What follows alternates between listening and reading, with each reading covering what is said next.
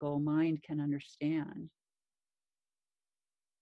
Is there a, I think that, is there a, oh man, I lost my train of thought. Oh, no, I know what I was asking you. I'm glad I'm not the only one. Is there an age where you believe that it just might be the subconscious mind at its work?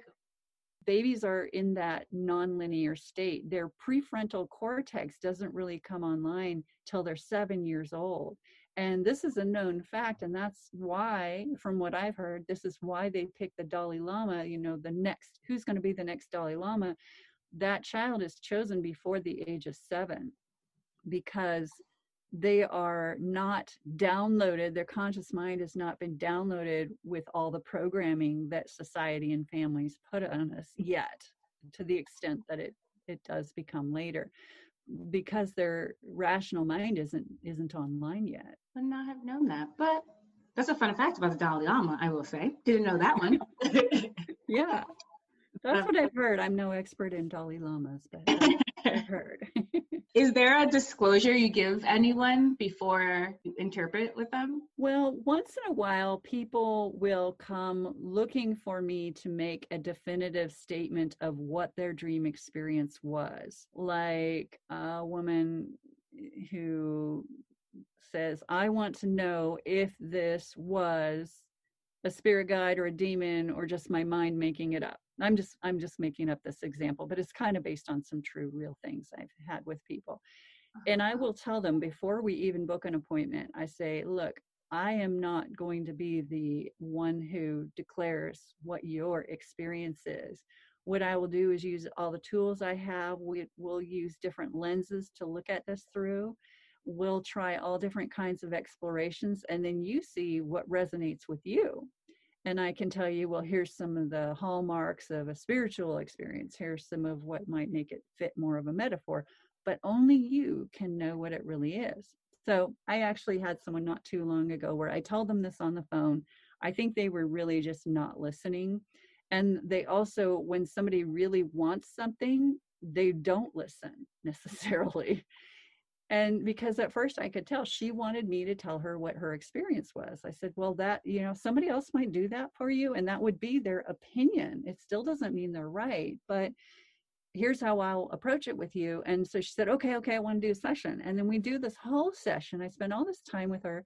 And then she's like, but what does it mean? I want you to tell me what it was. What was it? And I'm like, didn't you hear me in the beginning of this session? But again, that is the exception to the rule. Most people are genuinely curious and open-minded and really, love the process of exploration. It's just, that would be that kind of example, I think, of what you were asking. I just really, really, really value the knowledge that people have about themselves deep down inside. And I think that has been trampled on in our society. We've been trained that you have to turn to someone on the outside, like an expert. And there's also been a real abuse of power with everything from doctors to politicians. I mean, we are seeing a big collapsing of a lot of the old systems that have been very dysfunctional and very abusive of power. And it's also been sort of a system that has facilitated that. And so down in our daily lives, just one-on-one, we've learned, oh, I need to turn to someone else on the outside to tell me what is right or what is true or what I should do in my life. And I'm not saying don't ever turn to anyone, because it can be very useful to get guidance. But I always say, even if you call Susie Orman and she says, here's what you do with your money. Well, if it doesn't resonate for you in your body, then find something that does. Because just because someone's an expert, go ahead and gather that as information, but don't give away your power. I'm all about empowering people to listen to themselves. Well, thank you, Mimi. I loved this. I think it was fun. Yes, and of all my episodes so far, this is my top.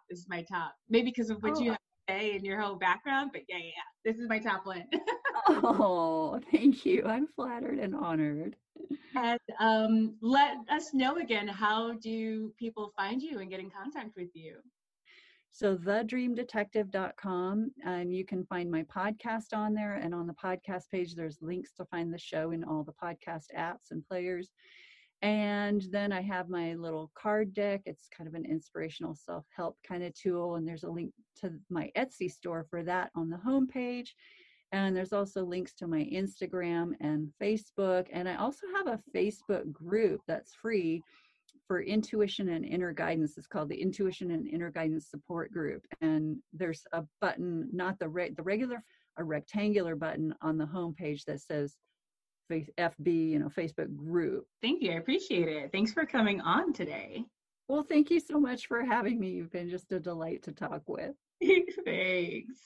All I have to say is, whoa.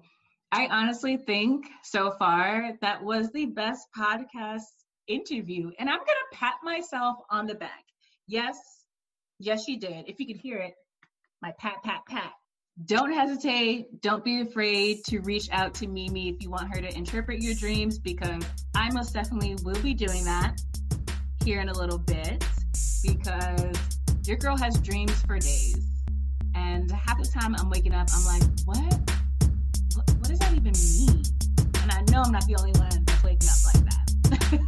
Thank you, everyone, for tuning into this week's episode of the Things of That Nature podcast. Be sure to tune in every week for a new episode.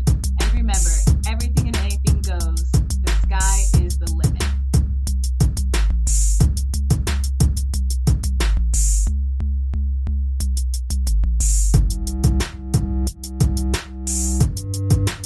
Music for the Things of That Nature podcast is an original track brought to you by Jared Sacramento called Dosage.